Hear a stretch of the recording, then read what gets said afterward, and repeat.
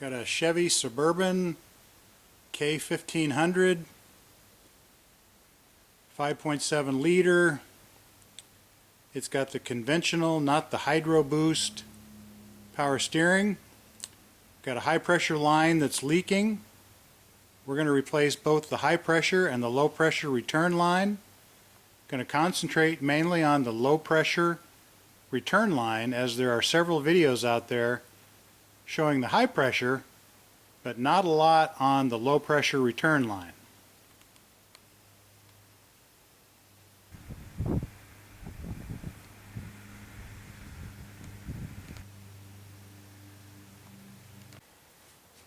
I don't want to make an all fun and games video. This turned into quite a battle. Took us, I don't know, quite some time, hour and a half, two, to get both of these flare nut fittings on up here on the rack and pinion steering side. It was a real bear cat. You know, there might be a little bending of the tube that you need to do. I don't know what to tell you. You know, it seems like it should be easy. You push the fitting in there, give it a couple of turns to get it started, tighten it down, but it was not that way. I could easily do a real quick edit on this video and glaze over all the troubles we have, but that's not what I like to do. I want to try and help people. I've seen a couple of videos where they talked about having to take and make a little minor bend in the high pressure tube so that it would fit, and I think that we needed to do the same thing, but we weren't smart enough to figure that out until many tries, and then we finally figured out sort of a way around it. In hindsight, I wish I'd have just taken it over to the vise, put it in there, made a slight bend like my mind was telling me needed to be done, because I just felt like the back of that pipe was coming down and hitting the gearbox where the two pipes go into, and it was keeping it from getting at the right angle, and then we couldn't get the threaded pipe plug to start. The only way we could finally get it to go was we also took out the return suction line pipe, and then if we would turn the high pressure hose kind of counterclockwise, get it kind of over to the side of that gearbox, then you could get the back end of that pipe to go down. We could get it started, get it mostly tightened, and then turn it clockwise. It would come over and kind of hit that gearbox, and then we would just take a big screwdriver or a small pry bar and just kind of pry on it and get it to go the rest of the way until that pipe was parallel with the side of the car, and then go ahead and tighten it all the way down. Now, like I say, if I wouldn't have been such an idiot, I'd have just taken the damn thing over to the vise, bent it a little bit, come back over there, and I bet it would have just gone in like butter. You know, this is one of those projects. It's like, you know, how easy can it get? Get an 18mm wrench down in there, crow's foot if you got it, loosen, you know, one or two of the pipe thread fittings on the gearbox, depending on whether if you're doing the high pressure return or doing both, and then on the suction, low, or return line, one side's got the threaded fitting, the other side is just a pipe clamp that plugs into a tube coming out of the power steering pump. The other one on the high pressure side is just a threaded fitting going into the back of the power steering pump. One little tip we found there is we had the front one in, the one that we just fought with, in the gearbox on the high pressure side. We had it in, and then we were just minutes away, we thought, from screwing this damn thing into the back of that power steering pump, tightening it up, and we'd have been done.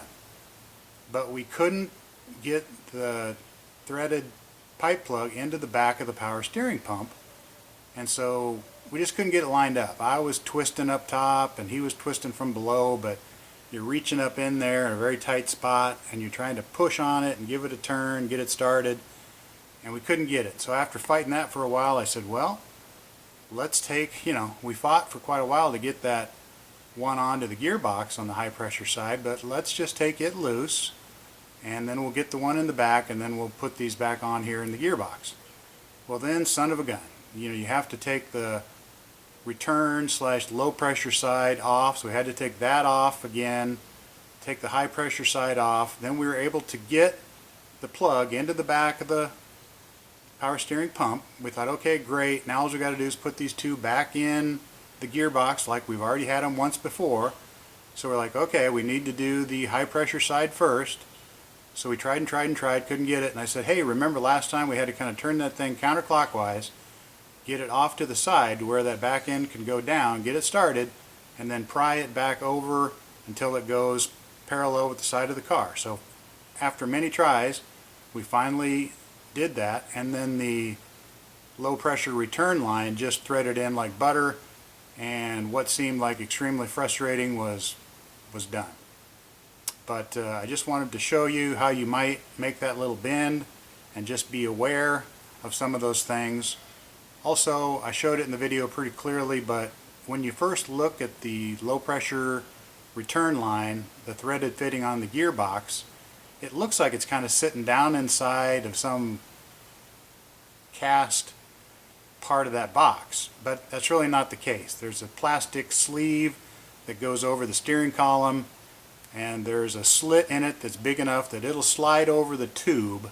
So if you just pry it a little bit or grab a hold and pull hard enough, that plastic sleeve will slide up and off and back towards the driver's seat. And you can get that thing up out of the way, and then you got that low pressure hose nut just staring you in the face, just like the high pressure side, and it comes off just the same. But anyway, so that's the story. Again, I started this thing thinking I'm only going to do the low pressure return line because not a lot of people had shown how to do that. It's usually your high pressure line that fails. Obviously it's got the pressure on it. But then we had to do so much stuff on the high pressure line, I thought, well, I'm going to go ahead and show that. I'm going to mention one other thing. While we were trying to get that threaded fitting into the back of the power steering pump, my buddy said, hey, you got to come down here and see this. He goes, I've got it tight, but he's like, now when I kind of move the nut on the threaded fitting, he goes, it's like the whole thing is moving. And I'm like, what in the heck are you talking about? So I got down underneath there with him, and he turned the nut, and it's hard to explain. I was so frustrated at the time, I didn't take a movie picture of it. I didn't take a video of it. But that part that the threaded plug connects to could move just a little bit, like maybe 10 degrees or 15 degrees on a swivel. I don't know, it's probably sealed by some kind of an O-ring, and for some reason, because of movement, they needed to have it be a flexible connection, but I have no explanation for why that is. All I know is I was worried that once we got this thing together that it was going to leak like a sieve right there, but it didn't, and it's fine. So if you kind of notice that, I think that's normal. And for us, it's still running fine, it's not leaking a drop. So anyway, go ahead and watch this video, take from it what you can, and that's about it. Okay, this is the high pressure power steering line. I've got it carefully clamped in the vise. This is my old one, so if you're doing this to your new one, you might want to put some wood in here to protect it a little bit, but just tight enough so that it doesn't move, but you're not crushing the pipe. Should be fine. Now, basically I want to take this and bend it out just a little bit. So to know if I've done any progress, I took this thing that you use in woodwork, just kind of laid it parallel with the pipe up here that's clamped in the vise, and kind of have it running parallel to the pipe. Now you'll also know, you'll feel this thing kind of start to move. We don't want to move it very much. One of several ways you could do this. You could probably grab this with the channel locks and bend it, but you don't want to mess the threads up. I've got a rod here. I've kind of put a chamfer on the end. You could stick that in there. Should be close to the same size as the tube. Put that in there, and then just give it a crank. You could take a very long Phillips screwdriver. It doesn't really need to be long, but Phillips screwdriver, and this is actually closer to the same diameter as the pipe, and then just take it and give it a little bend. I could tell I made some progress there. Then just check and see, and it's like, yeah, I think it's heading out just a little bit farther this way now. Want to make sure you got your vise here good and tight so that this whole vise doesn't torque like mine is, so I should get the hammer and tighten that up a little bit. But anyway, that's the basic idea. If you need to make an adjustment, get something, put it in there, and then just give it a torque until you feel it move. And that's a very small adjustment, and that should get you over that hump that I'm talking about that was just really giving us fits. Now right here is your power steering reservoir. That pulley is for your power steering pump, which is right under that reservoir. Got some power steering lines down here. Now there's a leak in the high pressure hose. There's some plastic split tube over them, but basically you can see it oozing out of the split tube, and if you keep turning the wheel back and forth, eventually it'll start dripping out, and it drips all over down in there. This is after we've taken it to a car wash and sprayed it off, because it was quite a mess. Now down in here is where the two tubes connect to your rack and pinion. On the left is the high pressure hose, and on the right is your suction line, return, or low pressure hose. When I first looked at this, I'm like, how in the heck are you supposed to get a wrench or anything on there, because there's this piece over it. But what I found out is that's just plastic. It's part of this plastic cone that kind of covers up that steering rod coming down from the steering wheel. And basically, if you just take that plastic and push on it, it'll go down far enough you can get your wrench on there. Again, this is the low pressure return size, and it starts out as a threaded connection, but somewhere down the road it'll turn into a clamp. This other side, the high pressure, is definitely threaded on both sides, here and on the bottom side of the pump. It's about impossible to show you how we got that out, but just wanted to show you that you can.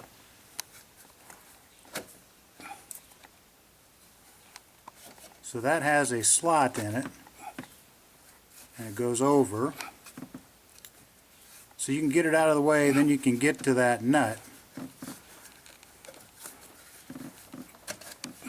There you go, that was a great shot.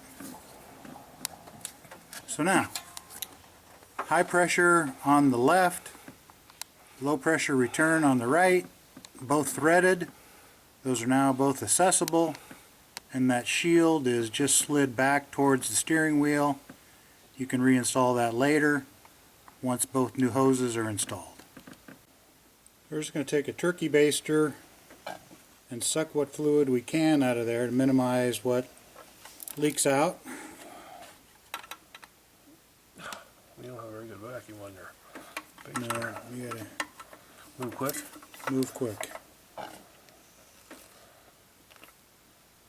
Tip it sideways as soon as you can. I don't really get much.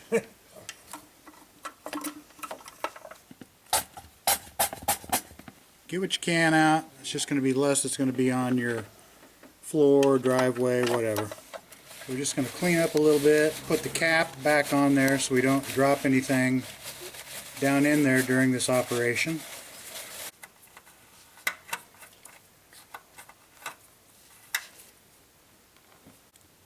Now as you look right down in here,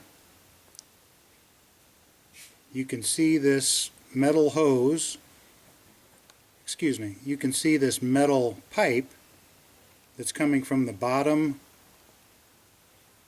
of the power steering pump, and it goes to a flexible hose here. It's got one of these one-time use clamps on it, so we're going to have to get that clamp broken, cut off, whatever, get that disconnected, and then the new low pressure return hose will connect there. There's the part number for that from O'Reilly's. Here's the low pressure return hose. You can see on one end it is not threaded, it's just a hose. It's got the corrugated split pipe over it. On this end it is threaded. It also comes with a new O-ring. There's a little plastic cap. I'm not sure what that's for. We'll figure it out. I think this yellow plug is just so you could plug the hole maybe while you're doing the other side. I don't think it's anything that needs to be installed. But that O-ring is going to go down in here. So when you pull the old one out, look and see where that O-ring's at. Make sure it doesn't stay down inside there. You don't want two O-rings, but this is what it looks like. Okay, just reach down in there with a pair of lineman's pliers. Just started working on it. Not sure whether it just broke or got cut. But there's what that clamp looks like after it's been broken. Now we'll just wiggle that line hose off of that steel line. There's more than one way to skin a cat, but here's with a pair of hose pliers. Okay, it just came off. So that's what it looks like.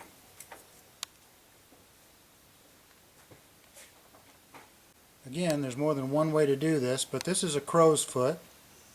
A couple of long extensions, and eventually up to a fairly stout ratchet. So that'll reach down in there and get it. You could probably use an 18mm stubby or a flare nut wrench if you can get it in there, but hopefully this works good. Okay, there's the wrench, long extensions. I'll show you what it looks like down there at the rack and pinion. So there's the crow's foot on the low pressure side. You want to do it down there so you can see it? Nope. Okay. Broke loose, no big deal. Oops, don't jinx myself. Okay, we got it out. The little rubber O-ring stayed with it, so that's good. That was pretty easy. Here's the other side. So all we need to do is find a good clamp for the new one and just reverse this operation, and we'll have the return hose completed.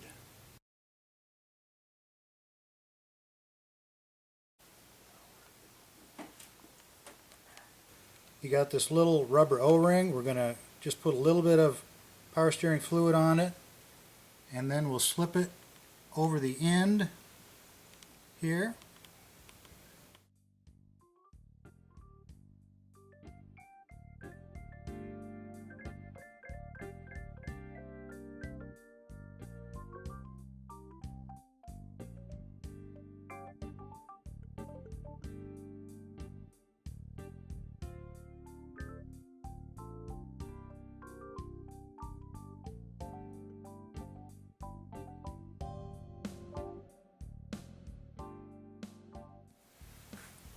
So there's the O-ring with a little bit of oil on it, and then I put just a drop of oil on the threads, but there's your main important one.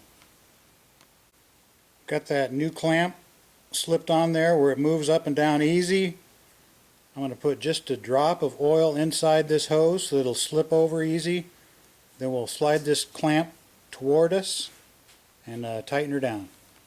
It's best to put this threaded side in first. That way you have the most flexibility of getting those threads started. This other side is a flexible hose, so that should be easy to move around.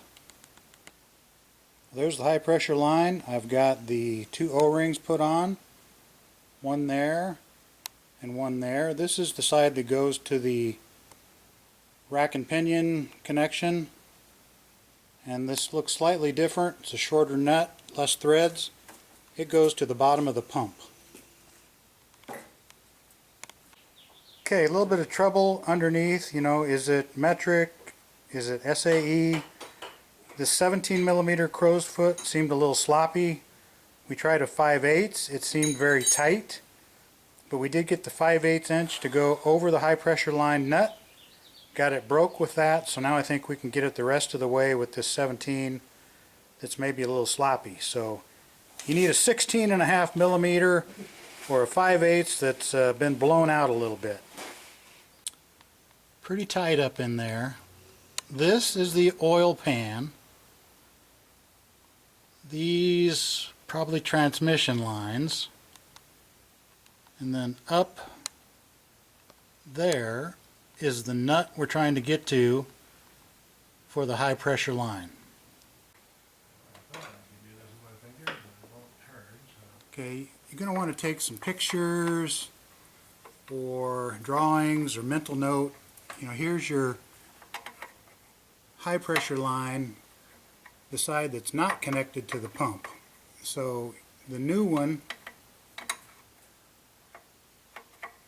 this new one over here, has got to get down in the same path as this one. So kind of take some mental notes as to how that goes down there, around this, over that, behind so and so, blah blah blah. First? Nope. Okay, there was a little bit came out when the high pressure line was removed, but we had the reservoir mostly empty, so it wasn't too much. There's the old line.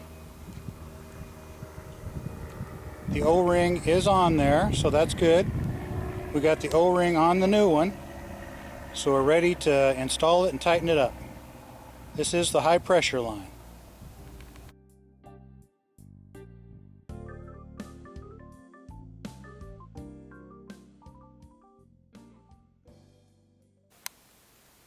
This is the part number from O'Reilly's for the high pressure side hose. There's several videos out there where they show replacing this one. Obviously this one's under high pressure, so it's the usual failure point. The suction side, not near as often. It has threaded ends on both ends, so it comes with 2 O-rings. Comes with a little rubber or plastic cap that I think is intended to put down in the threaded hole if you're going to replace the other one, so you don't have something fall down in there. But again, we'll get the O-rings put on each end, and I may or may not show a lot of the footage of installing this one. We kind of think that we should do this one first. We think we should do this one first, and that'll help with being able to get them both tight. And when I say get them both tight, I mean both threaded connections at the gearbox or the rack and pinion point there. So, you know, where you use the crow's feet. So like one of these connections connects down there, and then the suction low pressure line has only one threaded end. It seems like it'd be best to put the threaded end for the high pressure line down there at the rack and pinion point, get it screwed in tight, and then do the low pressure side. So we're going to put this one at least on down there first. That's too big. Okay, we're underneath working on a high pressure line, trying to figure out the size of the nut. Apparently it's not 18mm.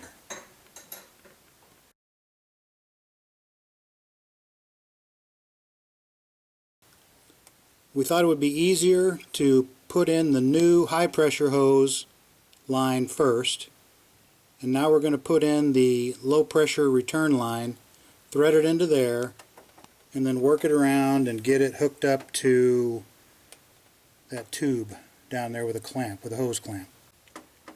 There's that hose we're aiming for. It's hard to show everything here. we've got those two hoses connected down here. It's hard to get a shot. There you can see that both hoses are screwed in to the rack and pinion area.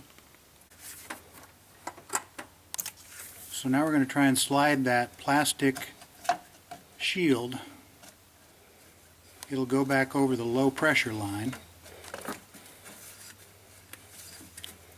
We're going to assume we're not going to have any leaks. No big deal if we had to pull it back off again. And that was all it took. It's impossible to see, but the rubber hose is now slid over the steel tube. And we're going to slide the clamp onto the hose and tighten it up.